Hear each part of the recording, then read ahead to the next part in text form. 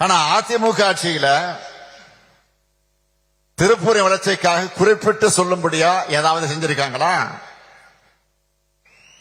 அதிமுக ஆட்சி காலத்தில் திருப்பூர் எந்த அளவுக்கு புறக்கணிக்கப்பட்டுச்சு என்பதற்கு ஒரே ஒரு எடுத்துக்காட்டை மட்டும் நான் சொல்ல விரும்புகிறேன்.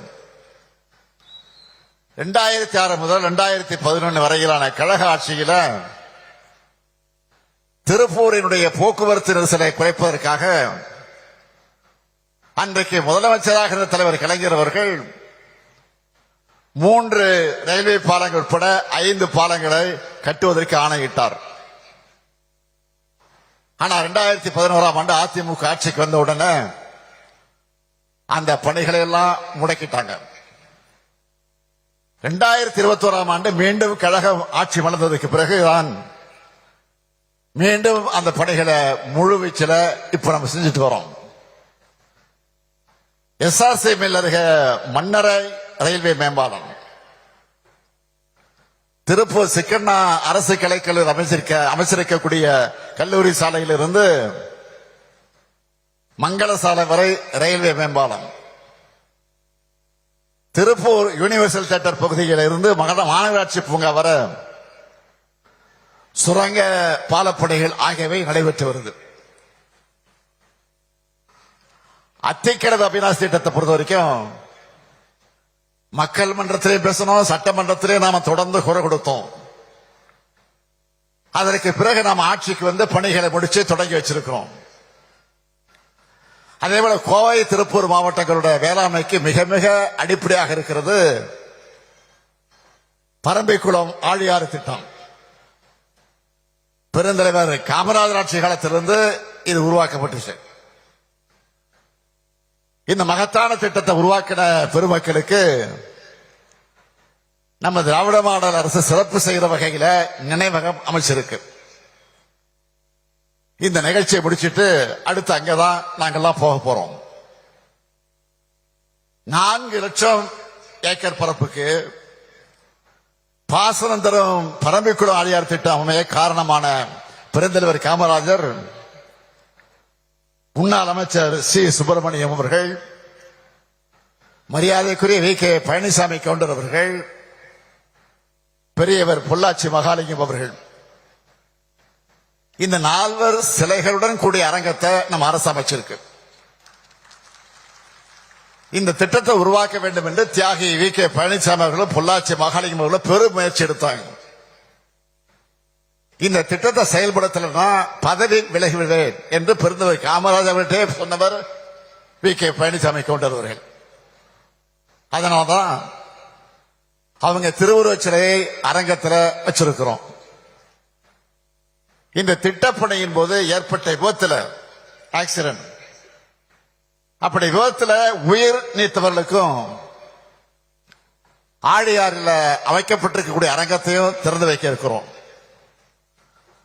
பரம்பிக்குளம் ஆழியார் திட்டம் தொடங்கப்பட்டு அக்டோபர் 7ஆம் தேதிய பரம்பிக்குளம் ஆழியார் திட்ட நாளாக அறிவிச்சு ஆண்டுதோறும் கொண்டாடி வர்றதும் நம்ம திராவிட மாடல் ஆட்சி தான்.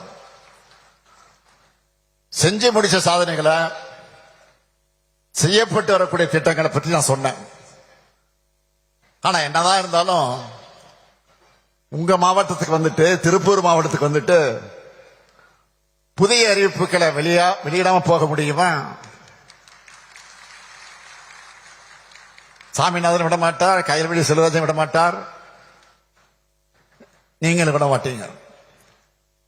அதையெல்லாம் மனசில் வச்சுக்கிட்டு சில அறிவிப்புகளை வெளியிட விரும்புகிறேன். முதலாவது அறிவிப்பு, பரம்பிக்குளம் ஆழியாறு பாசன திட்டத்தின் அடுத்த கட்டமான நீராறு, நல்லாறு மற்றும் ஆனைமலையாறு திட்டமானது திருப்பூர் மற்றும் கோவை மாவட்ட விவசாயிகளுடைய நீண்டகால கோரிக்கையாக இருந்து வருது. அதை செயல்படுத்த கேரள மாநில அரசு கிட்ட பேச்சுவார்த்தை நடத்த நடவடிக்கைகள் எடுத்து வர்றோம். நம்ம விவசாயிகளுடைய இந்த கனவு திட்டம் விரைவில் செயல்படுத்தப்படும்.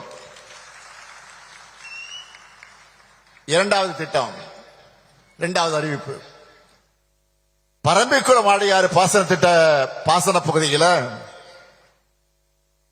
பல வாய்க்கால்கள் நீண்ட காலமாக தூர்வாரப்படாம இருக்கு.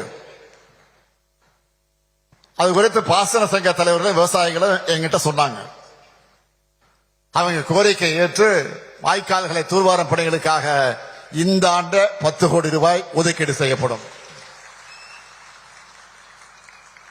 மூன்றாவது அறிவிப்பு, திருப்பூர் மாநகரத்தில் மாணவர்கள் மற்றும் இளைஞர்களுக்கு பயனளிக்கிற வகையில் நவீன வசதிகளுடன் கூடிய மாவட்ட மைய நூலக கட்டணம் 9 கோடி ரூபாய் செலவில் அமைக்கப்படும். திருப்பூர் மாநகராட்சி அமர்ஜோதி கார்டன் பகுதியில் பல்நோக்கு விளையாட்டு அரங்கம் 5 கோடி ரூபாய் செலவில் அமைக்கப்படும். நாலாவது அறிவிப்பு, காங்கேயம் ஊராட்சி ஒன்றியத்தில் குடிநீர் வழங்கலை மேம்படுத்த பரஞ்சோதி சிவன்மலை கீரனூர் ஊராட்சிகளில் 11 கோடி ரூபாய் செலவில் புதிய திட்டங்கள் செயல்படுத்தப்படும். ஐந்தாவது அறிவிப்பு, தாராபுரம் வட்டத்தில் இருக்கிற வேளாண் பெருமக்கள் பயன்பெறும் வகையில் நஞ்சியம்மாபாளையம் கிட்ட உப்பாற்றின் குறுக்க 7 கோடி 60 லட்சம் ரூபாய் மதிப்பிட்ட புதிய தடுப்பணை கட்டப்படும். ஆறாவது அறிவிப்பு, ஊத்துக்குடி வட்டத்தில் 6.5 கோடி ரூபாய் மதிப்பிட்ட புதிய வெண்ணெய் தயாரிக்கக்கூடிய தொழிற்சாலை அமைக்கப்படும். ஏழாவது அறிவிப்பு, உடுமலைப்பேட்டை பகுதியிலிருந்து வந்து சட்டத்துறை அமைச்சராக பதவியேற்று உடுமலைப்பேட்டை அரசு கல்லூரி அமைக்க 25 ஏக்கர் நிலம் கொடுத்தவருமான மாண்புமிகு S.A. சாதிக் பாட்சாவுடைய பெயரில் தாஜ் தியேட்டர் அருகில் இருக்கக்கூடிய சாலைக்கு அவருடைய பெயர் சூட்டப்படும். இது மட்டுமல்ல, இன்று காலை அமராவதி கூட்டுறவு சர்க்கரை ஆலை செயல்படாமல் இருப்பதை சுட்டிக்காட்டி விவசாயிகள் என்னிடத்தில் மனு அளித்தார்கள். அது குறித்து ஆராய்ந்து பரிந்துரை வழங்க விரைவில் ஒரு வல்லுநர் குழு அமைக்கப்பட்டு நிச்சயமாக நடவடிக்கை எடுக்கப்படும். இன்றைக்கு பார்க்கிறோம், எதிர்க்கட்சித் தலைவர் திரு பழனிசாமி அவர்கள் இந்த பகுதிக்கு வந்தா மட்டும் தன்னை மேற்கு மண்டலத்துக்காரன் சொல்லிக்கிறார். ஆனா உறுதியோடு சொல்றேன், பழனிசாமி அவருடைய ஆட்சி காலத்தில் விட நம்ம திராவிட மாடல் ஆட்சியில தான் மேற்கு மண்டலத்தோட அனைத்து துறை வளர்ச்சிக்கும் அதிக திட்டங்கள் சாதனை செய்யப்பட்டிருக்கு. தொடர்ந்து செய்யப்படும் செஞ்சுக்கிட்டே இருப்போம். இன்னும் தொடர்ந்து நாங்க தான் செய்ய போறோம். அது எந்த மாற்றம் கிடையாது. அதனால சொல்றேன், எந்த தைரியத்தில் எதிர்க்கட்சி தலைவர் இந்த பகுதியில் இருந்து தன்னுடைய பிரச்சாரத்தை தொடங்கினான்னு எனக்கு புரியல. ஆனா நிச்சயமா சொல்றேன், அதிமுகவோட 2026 தேர்தல் தோல்வி இங்கிருந்து தான் தொடங்க போகுது.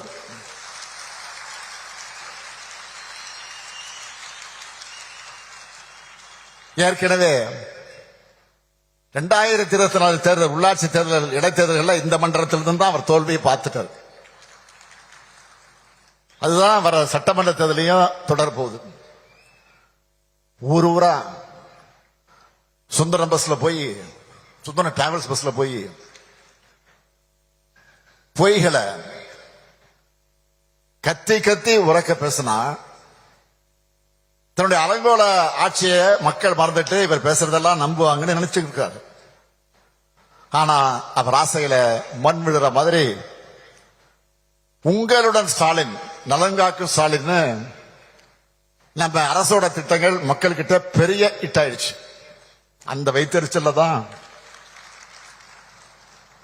திமுக அரசு மேலும் மேலும் ஸ்கோர் பண்ணிவிடக் கூடாது,